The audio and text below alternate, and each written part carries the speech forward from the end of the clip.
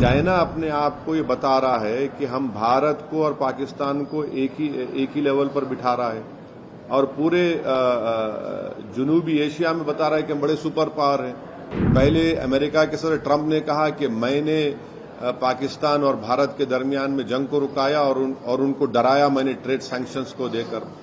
तो ये अब चाइना उसी तरह की जबान इस्तेमाल कर रहा है कि हमने उस जंग को रुकाया। चाइना से अगर ताल्लुकात अच्छे हो रहे हैं तो इस बिना पर ताल्लुकात अच्छे नहीं हो सकते कि हम अपनी मुल्क की सालिमियत और सॉवरेनिटी को भूल जाएं।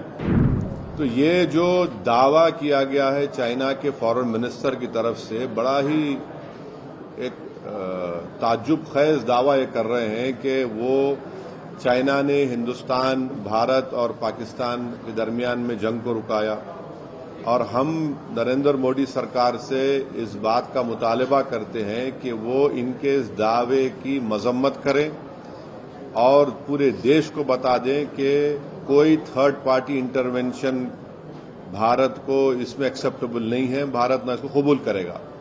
दूसरी बात यह है कि पूरी दुनिया जानती है कि चाइना 80% से ज्यादा हथियार पाकिस्तान को देता है और ऑपरेशन सिंदूर के दौरान उन्होंने, जब हमारी बहादुर फौज और हमारी एयरफोर्स उन दहशतगर्दों के ठिकानों को निशाना बना रही थी, तो ये चाइना की हुकूमत ने उनको रियल टाइम इंटेलिजेंस पाकिस्तान की फौज को दिया ऑपरेशन सिंदूर के दौरान में।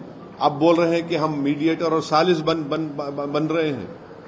और ये हम इस देशवासियों को समझना चाहिए कि हम खामोश बैठकर इस चीज को कबूल करने तैयार नहीं हो सकते हम लोग।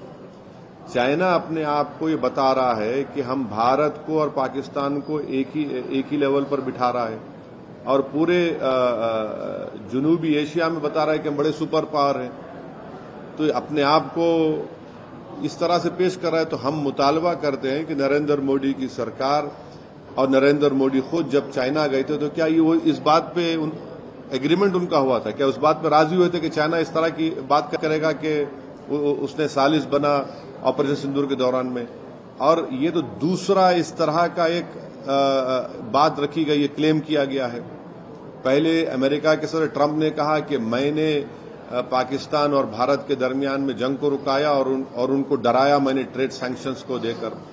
तो ये अब चाइना उसी तरह की जबान इस्तेमाल कर रहा है कि हमने उस जंग को रुकाया। तो हम फिर से कह रहे हैं कि चाइना से अगर ताल्लुकात अच्छे हो रहे हैं तो इस बिना पर ताल्लुकात अच्छे नहीं हो सकते कि हम अपनी मुल्क की सालिमियत और सॉवरेनिटी को भूल जाएं।